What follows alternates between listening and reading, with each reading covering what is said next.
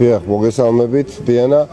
მე ისევე როგორც ძალიან ბევრი ადამიანს არ მაქვს, რა თქმა უნდა, მოლოდინი უსამართლო მართლმსაჯულების სისტემისგან, რომ ნიკა გვარამიას დაატოვებიებს უსამართლო პატიმრობას. ჩვენ საუბრობთ ავტოკრატიულ მძიმე ფესვგამდგარ რეჟიმზე, რომელიც განსაკუთრებით ბოლო პერიოდში გადასულია ძალის დემონსტრირებაზე და ამით ცდილობს ჩემი შეფასებით გაამხნევოს საკუთარი პოლიტიკური პარტიის ამორჩევლები იმ ფონზე, როდესაც ისინი პრაქტიკულად არიან საერთაშორისო იზოლაციის ქვეშ მოქცეულნი და ბევრი სხვადასხვა გლობალური პრობლემა აქვთ მათ უკვე როგორც პოლიტიკურ გუნდს, როგორც ავტოკრატიულ რეჟიმს, მათ საკუთარ კაპიტალში დარჩენიათ აი მსგავსი უტიფრობით, ასე ვიტყოდი და თავხედობით დანაშაულში გაჯიუთდნენ კიდევ უფრო მეტად და ამით გზავნილი გაუგზავნონ საკუთარ გუნდის წევრებს სხვადასხვა დონეზე, რომ მიუხედავად ყველაფრისა, მიუხედავად უდიდესი გამოწვევებისა, რომელიც წინაშეც დგას ივანიშვილი, აი ის არის იმ ფორმაში და მდგომარეობაში, რომ ნიკა გვარამიას არ უშვებს უკანონო პატიმრობიდან. ბუნებრივია, მე ჯეროდა და ახაც იგივეს გავიმეორებ, რომ პოლიტიკური პატიმრობის ეპოქა დასრულდება მაშინ, როდესაც რეჟიმი ავტოკრატიული დამარცხდება, თუმცა ნიკა გვარამიას შემთხვევა კიდევ უფრო განსხვავებულია და ვფიქრობ, არსებობს სხვადასხვა გამოსავალი, რომელსაც უწერია რეალიზება. მე ვფიქრობ, რომ სასამართლოს იმედი არ უნდა გქონდეს არავის. იყო აქ საუბარი ახლა კოლეგებს შორის, მაგალითად რას იზამს ქალბატონი სალომე ზურაბიშვილი. მას შემდეგ თუ სააპელაციო სასამართლო საბოლოოდ გააქვთ მის გადაწყვეტილებაზე რამე განსაკუთრებული მოლოდინები არის პოლიტიკურ სპექტრში ან იმ ნაწილში მაინც რომლების თათბირობთ. ამ შემთხვევაში ბევრი რამ იქნება დამოკიდებული თავად პოლიტიკურ სპექტრზე და იქნება დამოკიდებულებაზე, რომელსაც ჩვენ გამოვიჩენთ მას შემდეგ, რაც ნიკა გვარამიას აი სასამართლო პროცესი დასრულდება.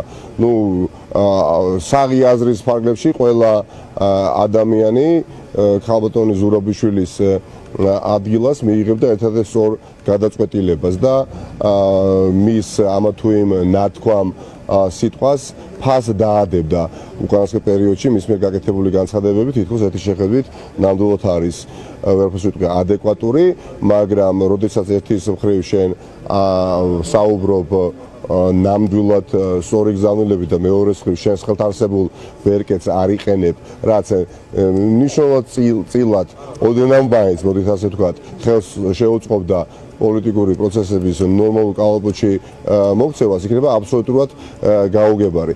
ამის გარდა მე ვფიქრობ, უახლოეს მომავალში იქნება რამდენიმე საკითხი, რაც გახდება კატალიზატორი პოლიტიკური ცხოვრების მნიშვნელოვნად გაცოცხლებისა. აი რა შეიძლება იყოს ეს ქართულოცნებას მოუწევს ანგარიში ნიკა, რა შეიძლება იყოს ეს კატალიზატორი?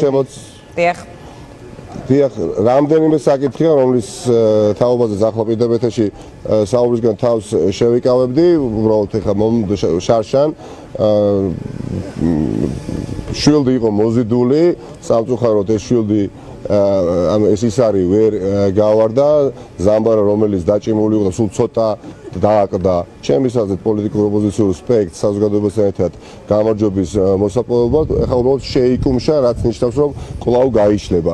რა საკითხის გარშემო გაიშლება, რომელსაც ექნება ჩემი შეფასებით ასევე მომაკვდინებელი პოლიტიკური შედეგი რეჟიმისთვის, ეს უახლოესი დროის საკითხია.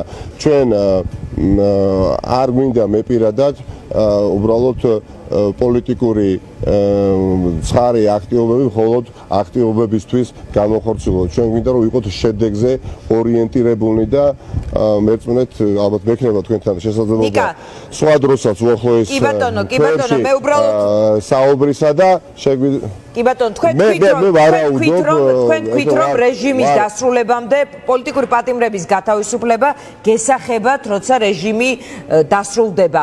ეს კალენდრით არის 2024 წელს, მანამდე არ ვიცი რა ფაქტორებმა შეიძლება გამოიწვიოს ვადამდელი არჩევნები, რომელიც თქვენ დაანონსეთ და სექტემბრის პოლიტიკური ცხოვრება ამით გახსენით, მაინც შეგეკითხებით რა ფაქტორებს ვარაუდობთ ისეც, რომელიც ამ თქვენს მოჭიმულ შვილს ხელახლა მოგაჭიმინებთ და მიზანში გაისურით.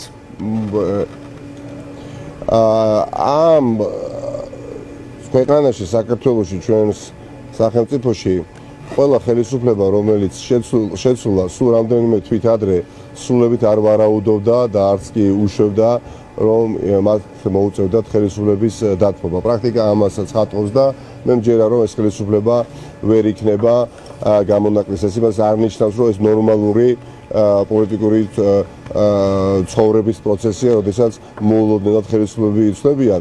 ჩვენი ვალია ამ ეტაპზე მიტაცებული სახელმწიფო უკან დაბრუნდეს, რომ შემდეგ ხელისუფლების ცვლილებები პროგნოზირებადი გახდეს.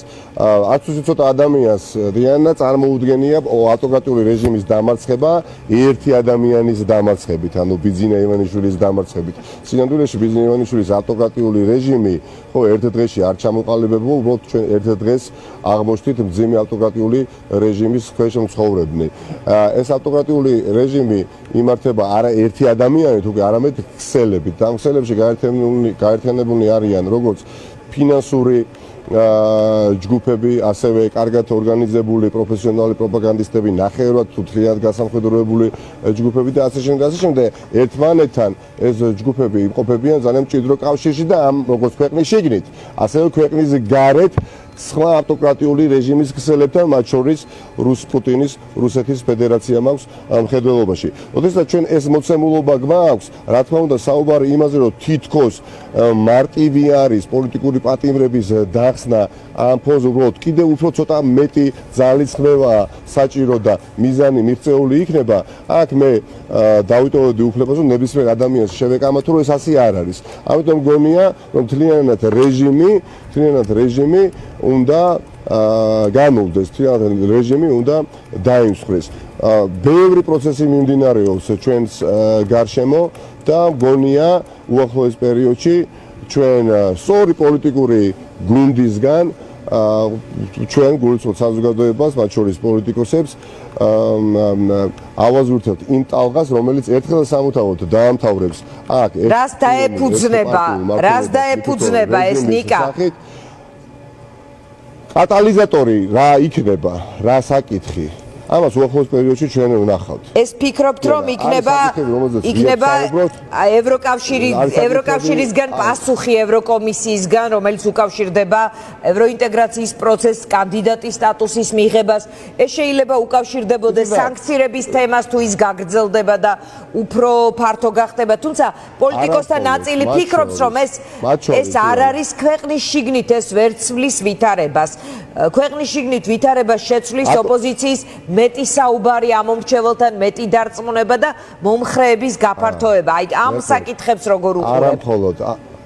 კი ბატონო, არა მხოლოდ დიანა თავს ხო არ მოვიტყუილებ და არც თქვენს შეცდომაში შეყვანას ვეცდები. დღეს ივანიშვილის რუსული ეს ავტოკრატიული რეჟიმი არ წარმოადგენს მხოლოდ საფრთხეს ქართული საზოგადოებისთვის.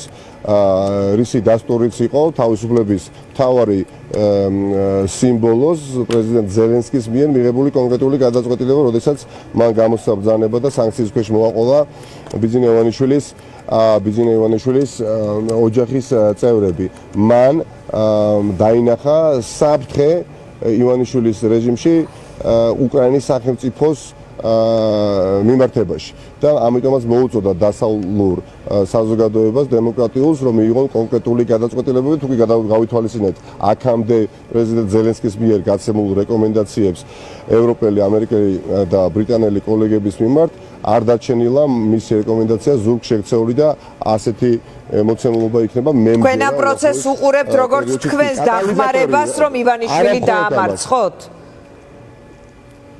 იცით რა, ან მაშველურ გოლს თქვენთვის ფენომენი ესპან არა მე ასევე მithავს მეგონა თქვენს ეთერშიც არ ვარ იმ პოზიციაზე რომ მხოლოდ უკრაინელების გამარჯვება რუსების წინააღმდეგ პუტინის წინააღმდეგ ომში რაც დროის საკითხია და ყველა ინდიკატორი ამაზე მეტყველებს ავტომატურად ნიშნავს რომ მხოლოდ ამის შემდეგ უნდა მოხდეს იმ ბევრი სხვადასხვა პროცესების კაპიტალიზირება რაც გამარჯვებით უნდა დასრულდეს ბუნებრივია საზოგადოება შიგნით განსაკუთრებით ოპოზიციურ პოლიტიკურ სპექტრს მოგვიწევს მნიშვნელოვნად სხვა ნაბიჯების გადადგმა და მე მხოლოდ მცირე დროის საკითხად მიმაჩნია მეორე ტემპით შეტევის მიტანა ივანიშვილის რეჟიმის წინააღმდეგ. ეხლა გუშინდელი დღე თქვენ აშუქებდით თქვენი ტელეკომპანია და ყველა ვიხილეთ უკვე იყო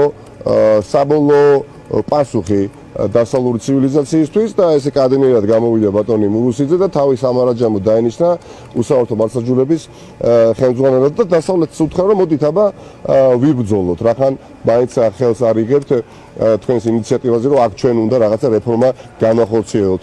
ეხლა ქვეყანაში როდესაც უმძიმესი დანაშაულები წლების განმავლობაში ჩადენილა, როდესაც ერთ-ერთი მთავარი საყრდენი ბურჯი ქართული ოცნების ხელისუფლების სოსო გოგაშვილი კვირიდან კვირამდე ამხელს ხელისუფლებას დაწყებული მუხთალის გატაცებით, სადაც უკვე კონკრეტულად საუბრობს იგი ვინ იყო სახედი და გვარებით ჩართული ამ დანაშაულის ჩადენაში გაგრძელებული თუ რა პროცესებს აქვს ადგილი სასამართლო სისტემაში და ბევრი კიდე სხვადასხვა საკითხი არსებობს მე მიმაჩნია რომ რომელიმე მათგანი ან რამდენიმე მათგანი აუცილებლად გადაიქცევა აი ზვითავსხვევით ძლიერ კატალიზატორად რომელიც რეჟიმს დაამარცხებს მესმის ჩვენ გვინდა რაც შეიძლება სწრაფად რეჟიმის დამარცხება რომ ნორმალური დემოკრატიული პროცესი დაიწყოს და მართლაც დემოკრატიული მექანიზმით გახდეს შესაძლებელი ხელისუფლების ცვლილება საარჩევნო კამპანიის ელფერი კონდეს და დატვირთვა კონდეს საარჩევნო პროგრამას კონდეს თავისი დატვირთვა ნორმალიზდეს საზოგადოებრივი პოლიტიკური ცხოვრება სტრესი განეიტრალდეს მაგრამ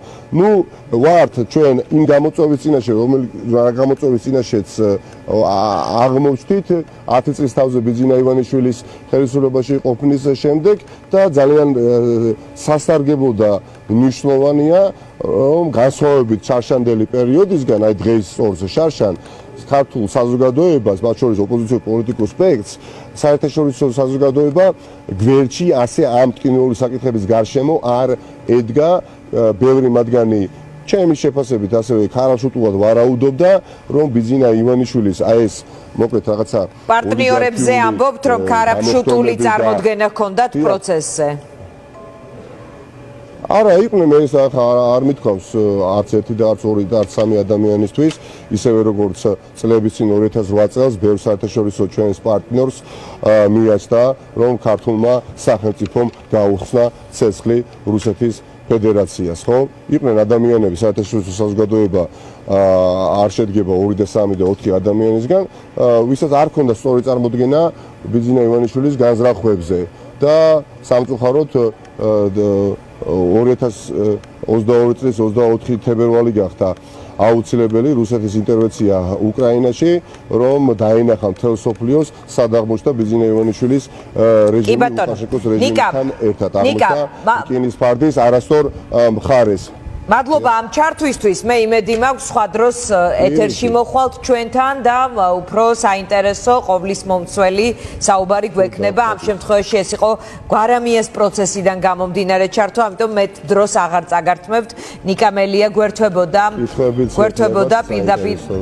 პირდაპირ ეთერში. გელოდებით სტუდიაში თუ რა თქმა უნდა თქვენი სურვილიც იქნება. მადლობა ნიკა მელიას.